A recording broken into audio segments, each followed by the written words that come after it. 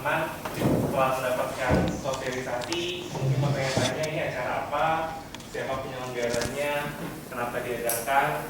Nah, untuk tahu lebih banyak mengenai itu, langsung saja kita dengarkan kata sambutan dari Ketua Pelaksana, Saudara Oni Adhika Wiono. Silakan.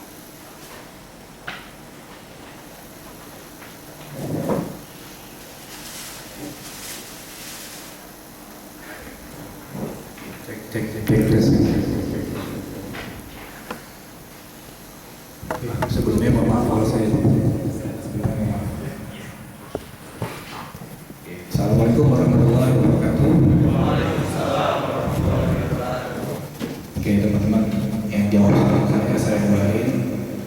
Kalau dia sekarang berwirausaha, saya kasih 100 juta sebulan. Nah,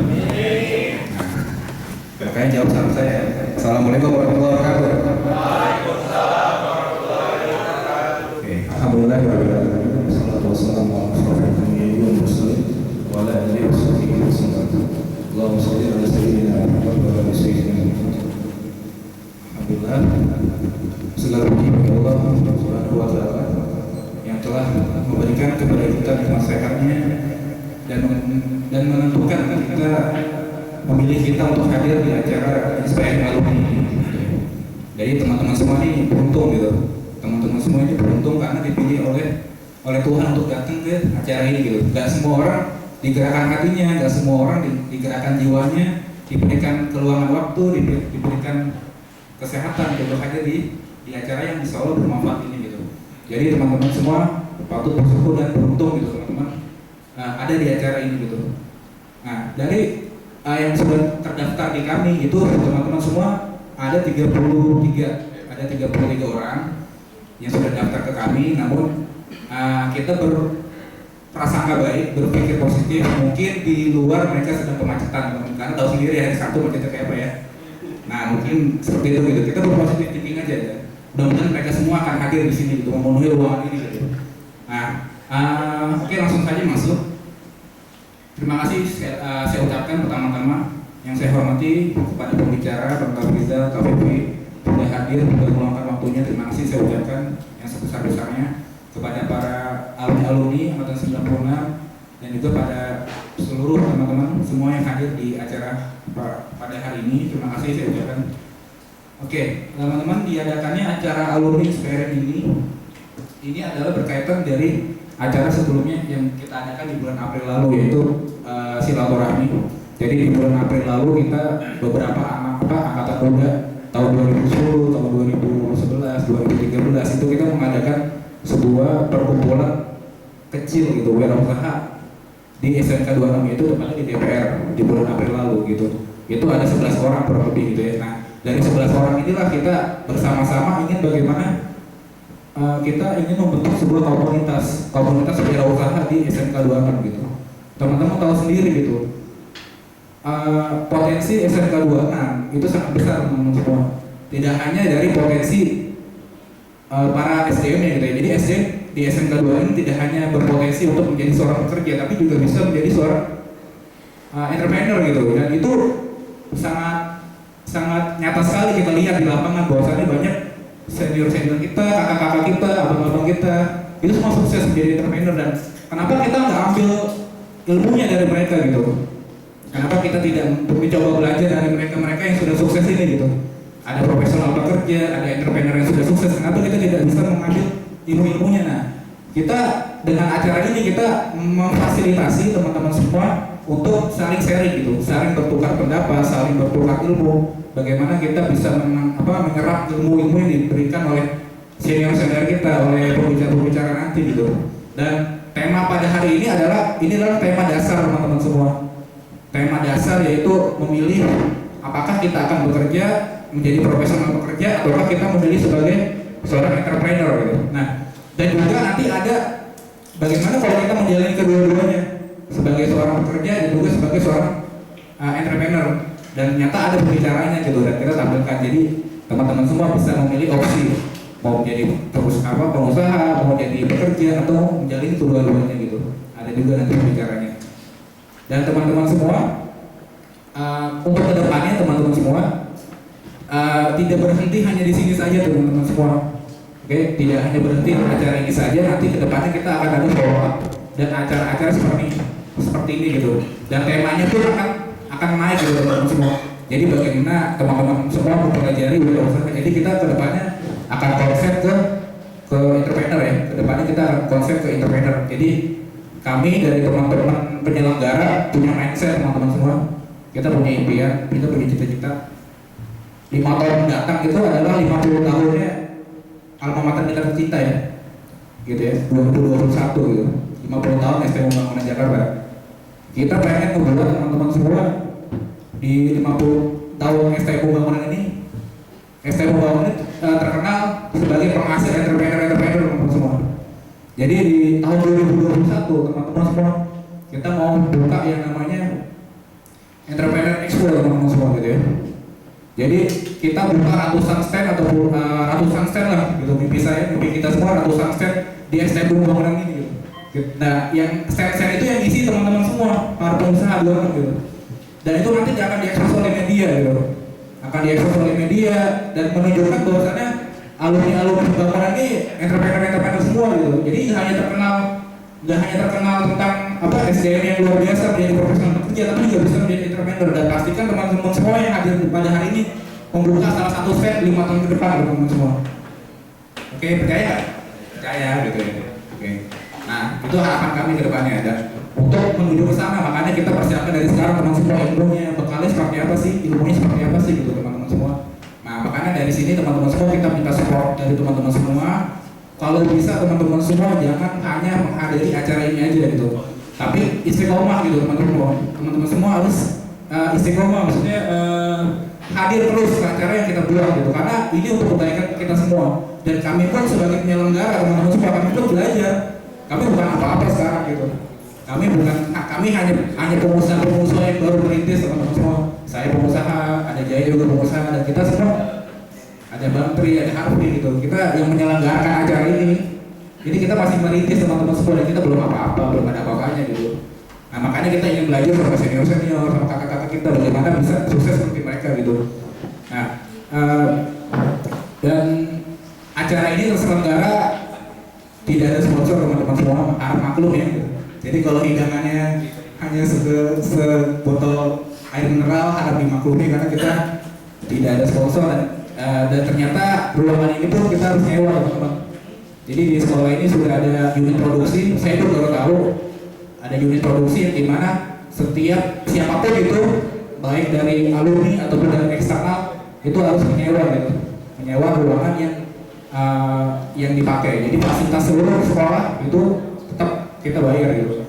Nah, makanya nanti di penghujung acara saya mohon maaf sebesar-besarnya kalau nanti ada kotak donasi itu diisi berapa aja atau tidak diisi terserah teman-teman semua.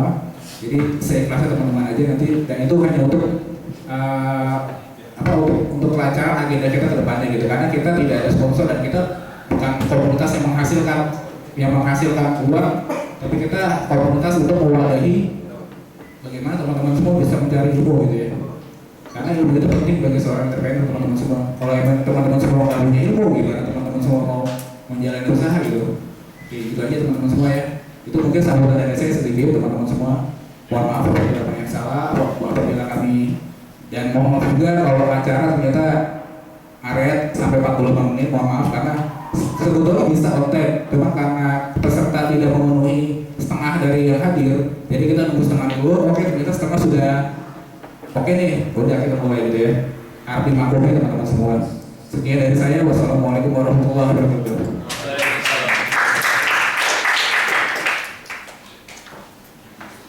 Terima kasih Oni. Selanjutnya kita akan memulai acara kita dengan diawali dengan doa demi kelancaran acara kita. Berdoa menurut kepercayaan masing-masing.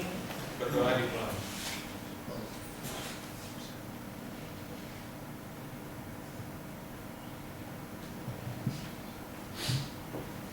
Berdoa selesai.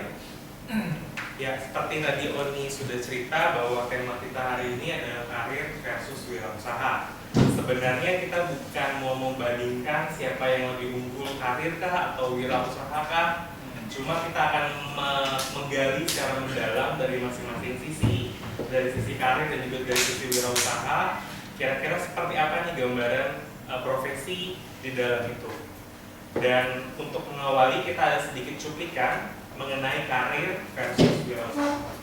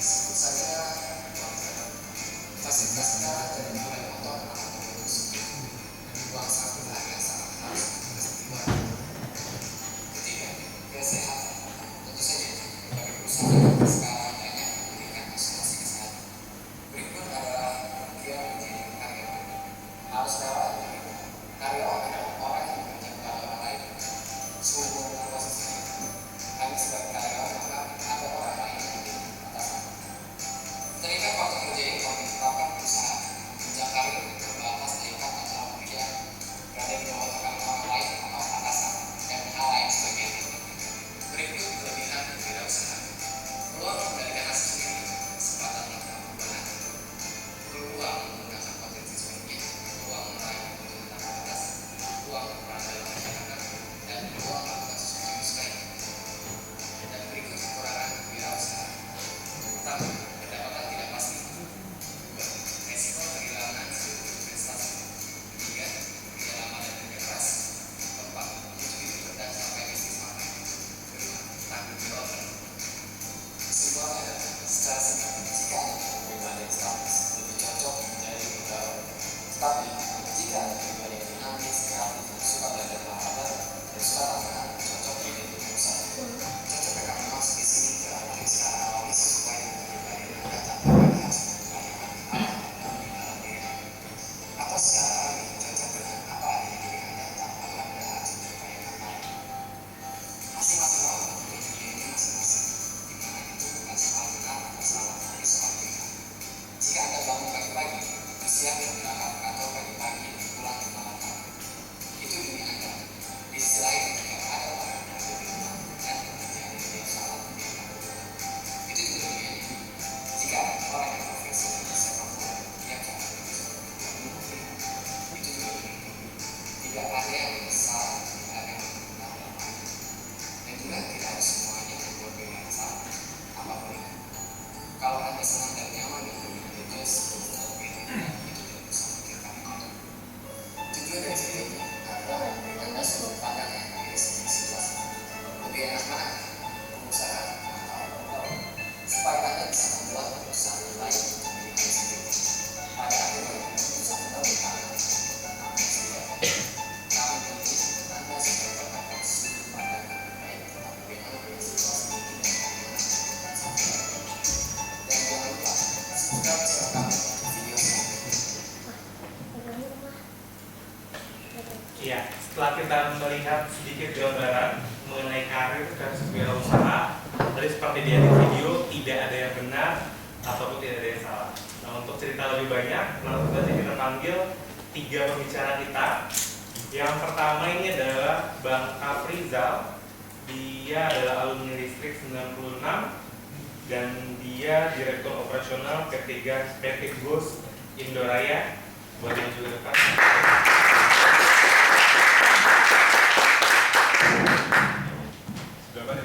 Gue yang tersalah di kiri itu sukanya yang di mana? Kursi penting ya sekarang. Iya. Jadi kursi. Lalu pembicara yang kedua ada Pak Vivi Wahyuni, alumni otomotif 2005, founder dan director Indo Tactical Gear.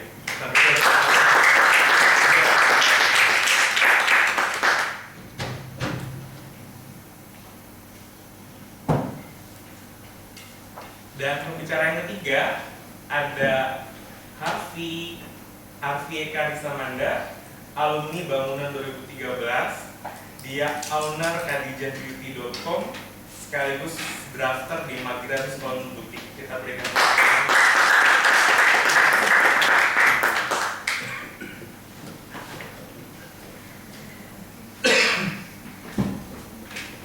mungkin boleh dicoba ya Kak, mic-nya masih nyala atau enggak?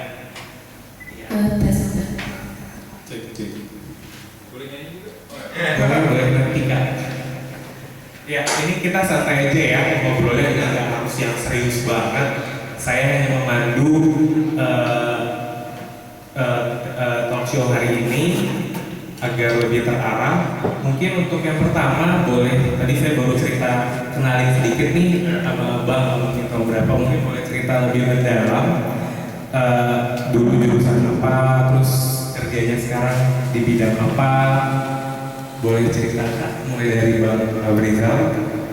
Oke, terima kasih. Sebelumnya saya ucapkan Assalamualaikum warahmatullahi wabarakatuh. Selamat pagi semuanya. Pagi. Siap, Bang. Luar biasa. Kita tuh seringnya selamat pagi. Ya semangatnya semangat pagi. Semangat pagi. Ya, selamat pagi. Pagi.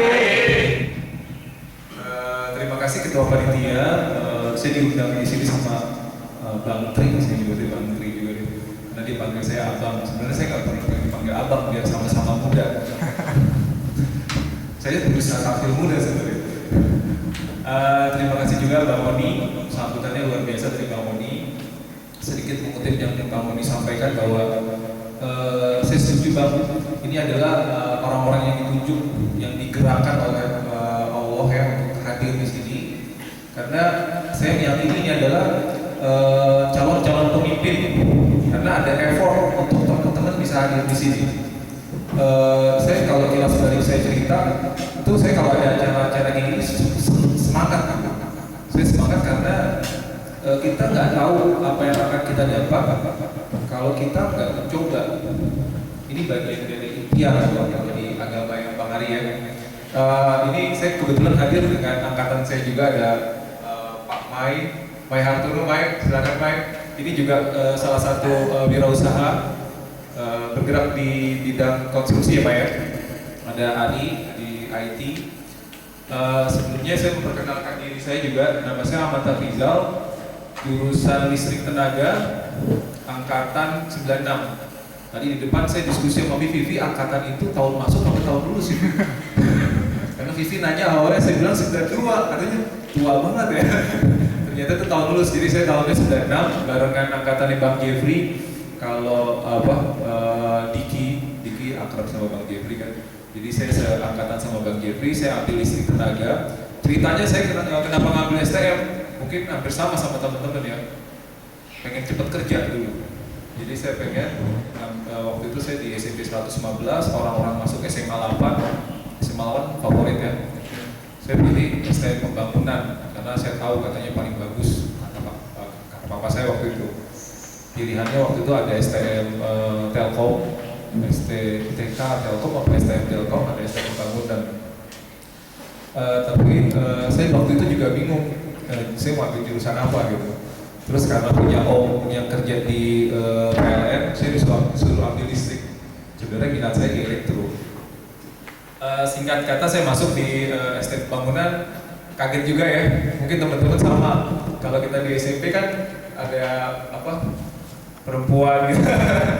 Terus kita masuk STM, kita laki-laki semua. Sekarang kalau saya datang ke sekolah ini udah mulai seimbang ya antara perempuan dan laki-lakinya, terus lingkungannya, dan saya masuk di era-era waktu zaman STM itu tawuran masih marak.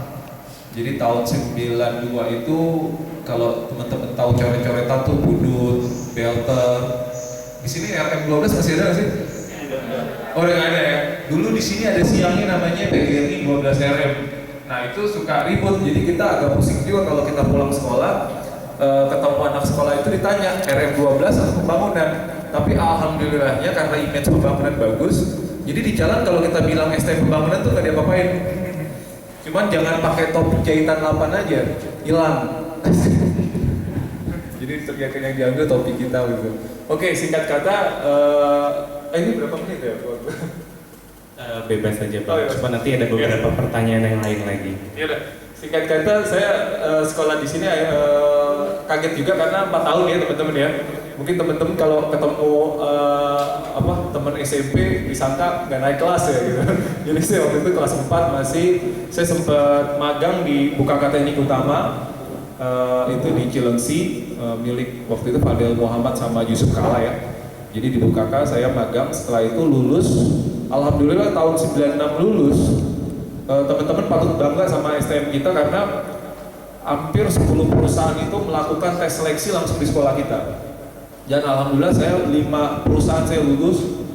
Waktu itu ada Toyota Astra Mobil, Auto 2000, PT Esar, PT PG waktu itu. Tapi yang saya pilih adalah di Auto 2000. Jadi saya masuk pertama itu di PT Astra International Auto 2000 Sales Operation. Tahu nggak teman-teman, saya jurusan listrik masuk ke Auto 2000, kok bisa sih? Auto 2000 bisa ditebak nggak saya di bagian apa waktu masuk di Auto 2000? Ya? Kenting. Ada lagi nggak tahu? Mekanik. Jadi saya jurusan listrik yang awal-awal kita waktu ya kalau kita praktek kita suka ngetawain, sorry ya ini bercandaan ya, waktu kita praktek tuh kita suka ngetawain anak otomotif karena dekil men, sorry ya, jadi hitam-hitam warna oli gitu ya. Terus nggak tahu kutukan kali ya, pas gue diterima di Auto 2000 saya masuknya jadi mekanik ya, olian juga pakai wear pack gitu, tapi enjoy karena seru ternyata. Tapi nggak usah aneh kalau saya pengen sharing sebenarnya kita tuh kadang kalau kerja itu nggak bisa idealis sama jurusan kita, sama latar belakang pendidikan kita. Karena kalau saya memaknai itu kadang memang sudah ada yang atur jalannya. Yang kita lakukan itu bagaimana kita berusaha terbaik. Jadi waktu saya masuk saya jadi mekanik kalau saya cerita. Waktu dulu waktu praktek saya suka ngecengin anak mekanik beneran. Jadi saya ingat banget waktu saya datang ke Auto 2000, saya ditempatin di Auto 2000 Tebet sebagai mekanik. Saya disuruh buka busi aja nggak tahu busi yang mana ya. Terus ditanya sama seniornya, emang lu bisa apa? Abang nyuruh saya apa? Buka ban bisa? Ah itu saya bisa bang. Jadi saya pertama itu cuma belajar buka ban. Saya ingat banget sama senior saya dibilang, udah karena itu kerjaan sehari-hari lama-lama juga bisa. Ya yang kita hadapin itu mobil setiap hari, ya akhirnya lah saya bisa tune up, turun mesin, ganti kopling. Walaupun waktu sekolahnya itu belajarnya apa? Instalasi listrik, narik jaringan listrik, motor listrik ya, motor kapasitor, motor 3 fase. Kalau ingat teman-teman saya suka pada meledak tuh kalau lagi ngetes. Ini perkenalan ya? Iya, perkenalan. Di singkat kata aja, saya beberapa coba berkarir, akhirnya saya mengalami fase Krismon 97-98, bakar-bakaran, grup Astra juga slow down dari sisi bisnis, saya pindah ke kena rasionalisasi, akhirnya ngerasain nganggur juga 6 bulan, walaupun pada tahun kedua mungkin saya juga bisa sharing ke teman-teman, harus terus belajar ya, karena di tahun kedua saya langsung coba masuk kuliah. Jadi akhirnya setelah selesai Auto 2000 saya fokus kuliah 6 bulan, setelah itu kerja lagi. Cuman aneh saya kerjanya pindah lagi ke PT Nike, BRK Sportindo. Bisa tahu nggak saya di BRK, di Nike sebagai apa? Enggak, saya sebagai sales. Iya, sales sepatu tepat. Ya, bahasa kerennya SPG-nya ya. SPB ya, Sales Promotion Boy. Saya juga nggak tahu kenapa saya diterima waktu itu. Waktu saya ngelamar, saya nggak bisa lagi ke industri sedang lesu waktu itu, akhirnya saya jadi sales. Tapi banyak ilmu yang bisa saya sharing bahwa Tuhan punya jalan. Di situ saya banyak belajar interpersonal skill ya, gimana kita bisa jualan, terus bisa mempersuasi orang untuk membeli produk kita. Itu saya belajar di situ. Kalau belajar senyum, sapa salam itu saya belajar di situ. Mungkin kalau teman-teman yang nggak punya background sales, ketemu orang negur, menawarkan sesuatu pasti PR banget itu. Karena awal-awal saya sungkan, ada pembeli nih, kalau bisa ngomong penting, gue mesti ngomong apa ya? Gitu. Nah itu belajarnya dari situ. Nah dari situ saya berangkat lagi pindah ke General Motor karena ekonomi sudah membaik tahun 99-2000. General Motor saya balik lagi ke teknik di manufaktur di Pondok Ungu, produk andalannya waktu itu Opel. Iklannya kan lagi banyak tuh di TV, Opel Blazer kan. Itu saya pindah di situ 2 tahun di situ, saya balik lagi ke Astra, di Astra World, bagian emergency roadside. Terus selanjutnya agak ajaib lagi dari teknik saya dipindahin lagi ke back office di HR. Dari HR jadi lucu. Jadi saya orang STM yang setelah itu jadi HRD. Jadi melakukan rekrutmen, melakukan administrasi, kontrak kerja. Setelah itu baru saya pindah lagi ke perusahaan yang sekarang saya berkarir, sudah kurang lebih sekitar 13 tahun saya berkarir di perusahaan sekarang sampai sekarang menduduki jabatan yang sekarang. Mungkin singkatnya itu dulu ya Mas. Sekarang terima kasih. Dari Kak Vivi boleh sedikit cerita nih. Tadi kalau Bang Tafrizal sudah cerita mengenai perjalanan karirnya mulai dari lulus STM sampai sekarang. Kalau Kak Vivi ini kan founder dan director Indo Technical Gear. Mungkin boleh diperkenalkan Kak dan cerita sedikit mengenai usaha yang dijalankan. Assalamualaikum warahmatullahi wabarakatuh. Terima kasih buat kesempatannya Tri, Oni atas undangannya. Sebenarnya kemarin tanggal 2 pas ulang tahun masuk UGD dan ternyata diobservasi usus buntu. Sebenarnya sekarang masih dijahit, ini beban perbannya juga belum selesai, tapi karena Tri nanya kemarin, Kak Bibi kira-kira bisa atau enggak menyanggupi, kalau enggak nanti cari penggantinya.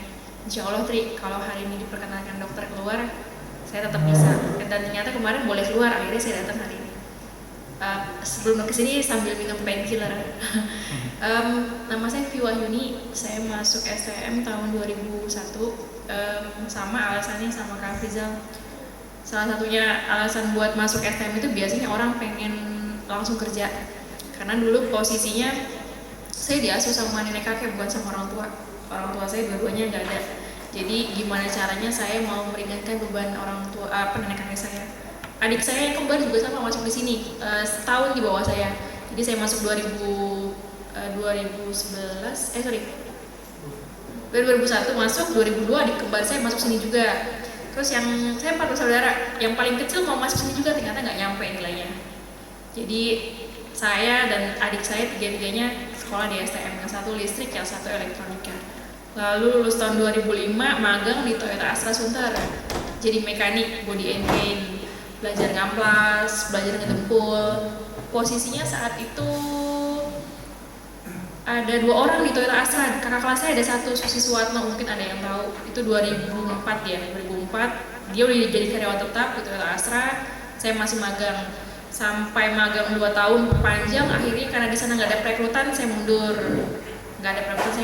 Lalu saya sempat ke Astrido, sempat ke Lin Auto, lalu ketemu lagi ngamplas. Ceritanya customer tanya, kamu mau-mauan sih ngamplas ngedempul, emang nggak capek? Kebetulan di mobil saya kerjain, ditongkrongin kerjainnya, dia ngelarin saya moles gitu kan. Capek sih Pak, masih ingat saya namanya Pak Irwan Budianto, Chinese. Capek sih Pak ngedempul, pegel juga. Gue kayaknya ada kerjaan nih, info coba jalanin ya, tapi gue nggak bantuin, gue cuma kasih ini aja.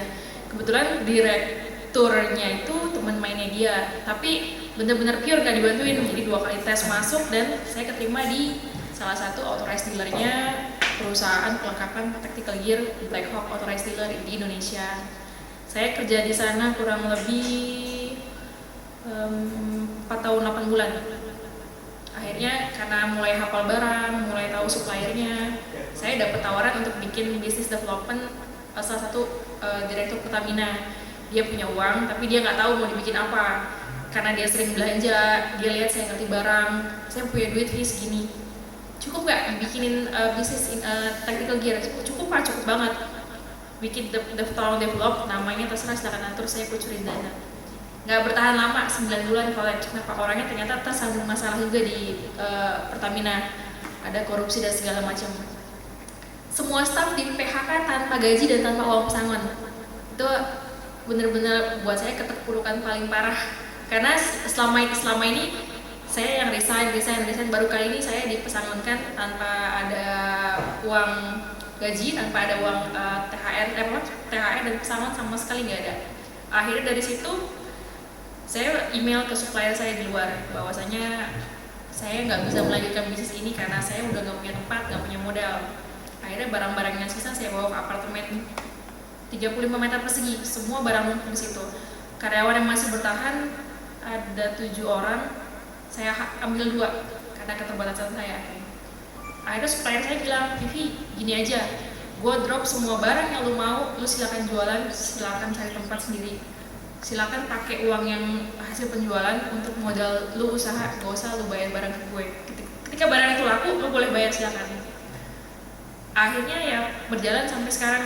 Indo Tactical Gear dari 14 November 2013 sampai sekarang. Karyawan saya 7. Jadi kalau ditanya Indo Tactical Gear bisnisnya apa, saya supplier perlengkapan TNI Polri, Integrated Personal Protection. Jadi perlindungan perorangan dari ujung kaki sampai ujung kepala. Tapi barangnya semua import. Kalau dibilang saya nggak cinta produk dalam negeri, sebenarnya agak gimana ya? Saya nggak naif, saya nggak bilang bahwasanya produk Indonesia itu nggak bagus. Cuma ada beberapa pasukan yang memang punya standar untuk pakai barang-barang dari luar. Standar kita bagus, cuma kadang-kadang ketika barang kita mendunia, kita menurunkan standar. Jadi kadang kita nggak konsisten, nggak usah jauh-jauh. Jualan bakso aja, kadang kita merasa bakso kita udah laku banget, takaran dikurangin tapi harganya dinaikin. Di kita seperti itu. Jadi kalau saya bilang ya, ada beberapa supplier Indonesia yang contoh PT Persada Aman Sentosa atau enggak Capital, itu kan ada beberapa pemain tactical gear tapi mereka berani menurunkan standar, mereka downgrade standar supaya barang itu bisa kelihatan sama barang lain, tapi hasilnya standarnya di downgrade, diturunin. Jadi mestinya bahan pakai 1000 denier Cordura, mereka pakai 550, padahal semestinya nggak seperti itu. Jadi saya bilang, saya nggak naif, banyak produk Indonesia yang bagus, tapi nggak sebagus buatan luar. Jadi produk yang saya jual itu rata-rata sudah certified, udah ada NSN atau serial number dan dipakai sama beberapa pasukan di luar. Jadi yang saya jual adalah perlengkapan TNI Polri, tapi nggak semuanya harus dibeli dengan surat. Rata-rata umum boleh dipakai, kayak celana yang dipakai Pak Krisnamurti, kebetulan kita yang supply. Terus beberapa perlengkapan yang dipakai sama Densus anti teror kita bantu supply juga. Tapi sejauh ini saya memang belum berani main project karena biasanya sudah ada pemain-pemain besar yang memang kita nggak bisa balap. Jadi saya sifatnya subkon, kalau mereka menang silakan maju, saya bantu penuhi barang-barangnya apa saja. Biasanya kalau mau masuk mereka bawa segudang perlengkapan, ini tolong dibantu dilengkapi, kira-kira dari perlengkapan sebanyak ini mana yang bisa saya supply. Kebetulan saya pegang 16 merek resmi, merek internasional Indo Tactical Gear Authorized Dealer di Indonesia. Paling itu aja dulu. Terima kasih.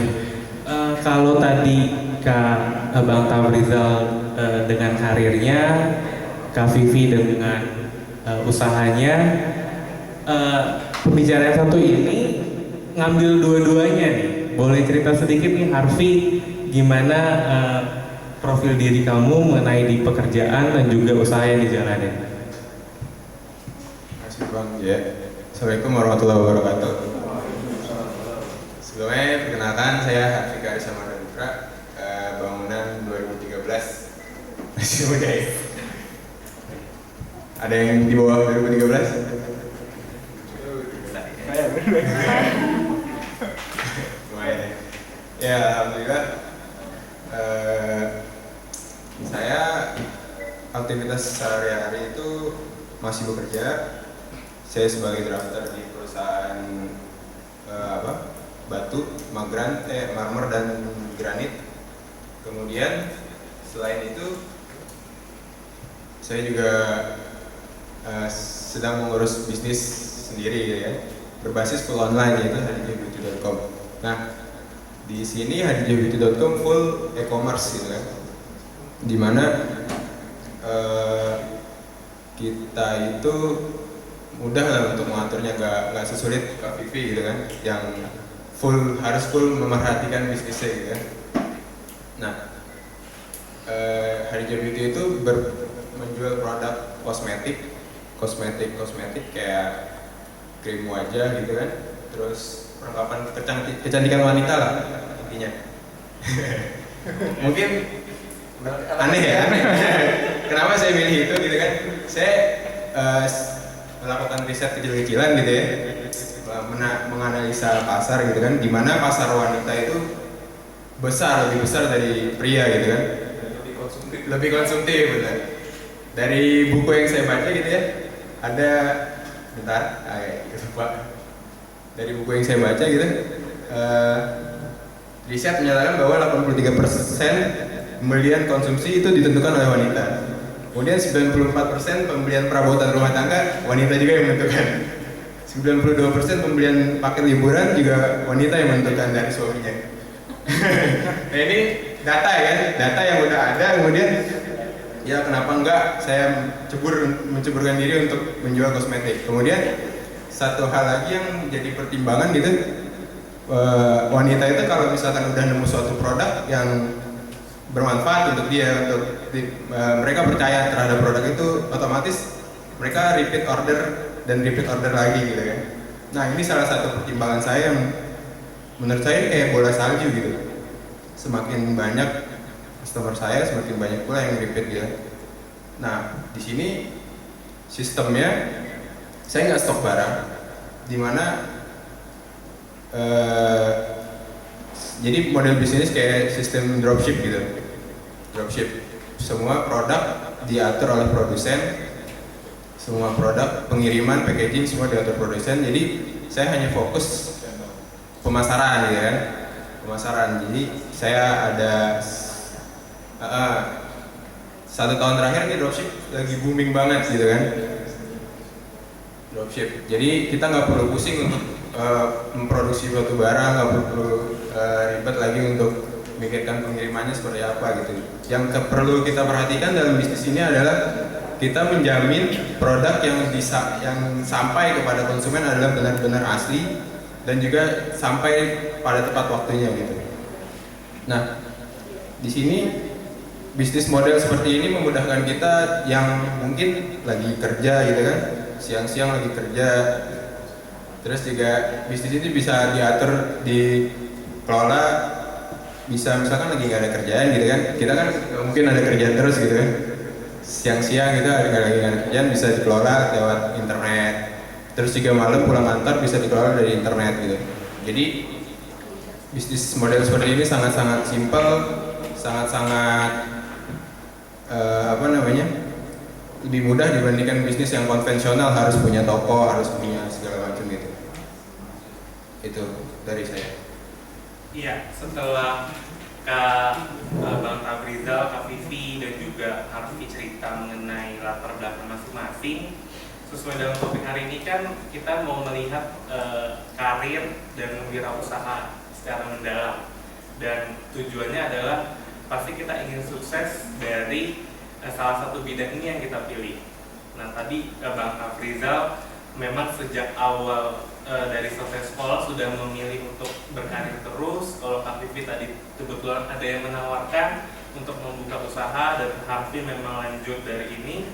Menurut ketiga pembicara ini, penting nggak sih ini kita dari awal, karena kan mayoritas peserta juga masih belum terlalu, masih muda.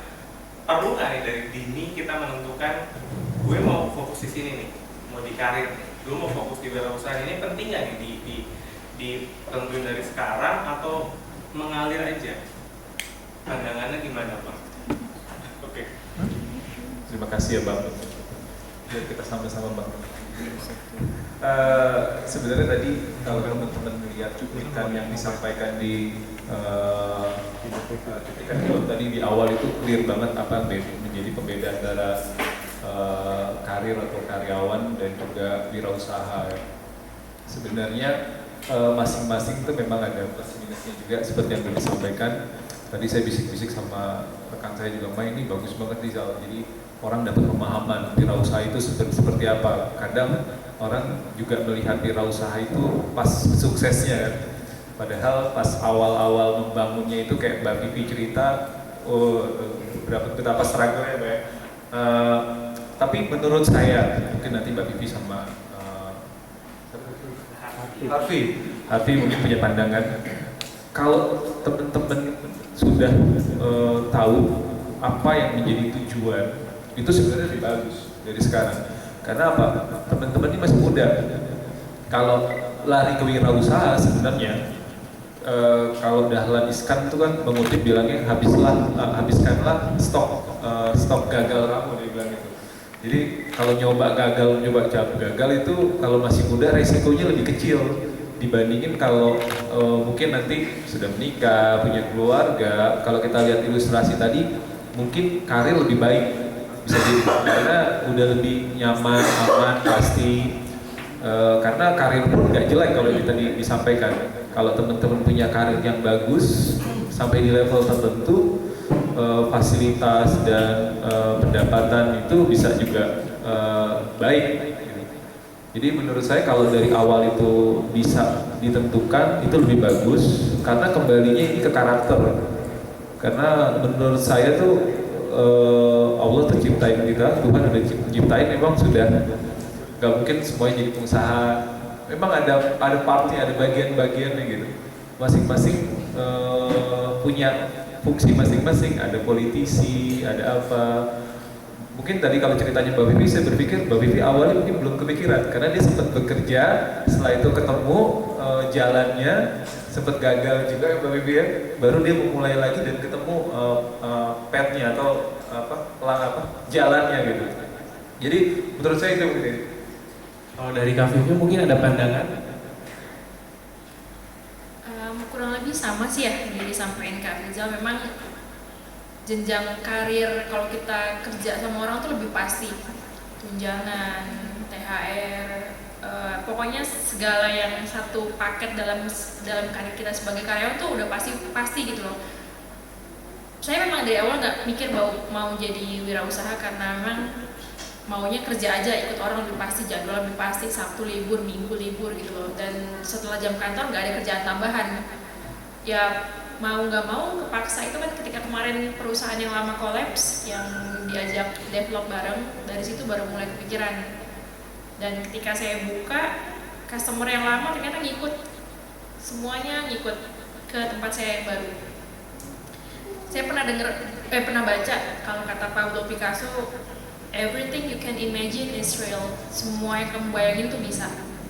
Saya sih cuma percaya kata hati ya. Kalau saya dari dulu sih, kalau saya tekad saya kuat. Jadi kalau saya mau ngapain, saya pasti jalanin. Karena dulu saya juga bukan ranking di kelas, nggak pernah masuk 5 besar, nggak pernah masuk 10 besar, ya nggak pernah ranking intinya.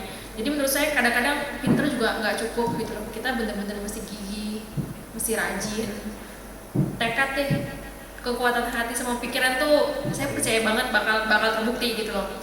Dari saya kerja sampai sekarang saya berwirausaha sih, saya konsisten pengennya bisnis ini terus. Bisnis yang lain bukan saya nggak mau belajar, kadang ketika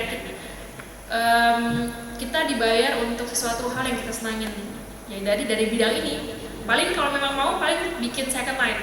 Kalau sekarang saya main tactical gear, sekarang saya berusaha main parts, aksesoris senjata, dalam arti mulai dari springnya, mulai dari slide covernya, mulai dari handguardnya. Saya belajar lagi, itu bidang baru lagi. Memang skillnya sama, tapi bidang baru yang mau saya pelajarin lagi, karena saya pikir yang utamanya udah settle, alhamdulillah. Dan saya pikir yaitu kalau memang tekadnya dari awal berkarir ya mungkin karir. Cuma biasanya buat anak-anak yang nggak seneng diatur-atur, buat anak-anak yang nggak seneng diperintah-perintah sih biasanya maunya kerja sendiri. Kalau kata ada orang yang pernah cerita sama Bob Sandino, saya mau wirausaha tapi saya nggak punya modal. Dengkul mus dijual 150 juta mau nggak? Enggak. Ya udah, itu modalmu 300 juta kanan kiri. Jadi selama kita masih bisa bergerak, kalau menurut saya sih ya itu tekad kita, saya mau lebih dari segala-galanya deh. Dari saya sih itu. Kalau dari Harvey, penting gak ya, kamu kan masih muda nih yang mungkin gak terlalu jauh beda. Kamu sudah menentukan bahwa kamu mau karir dan wirausaha. Memang merasa penting gak ini ditentukan sama kamu? Menurut saya penting banget ya, karena tujuan itu ya harus ditentukan dulu gitu kan, baru kita bagaimana cara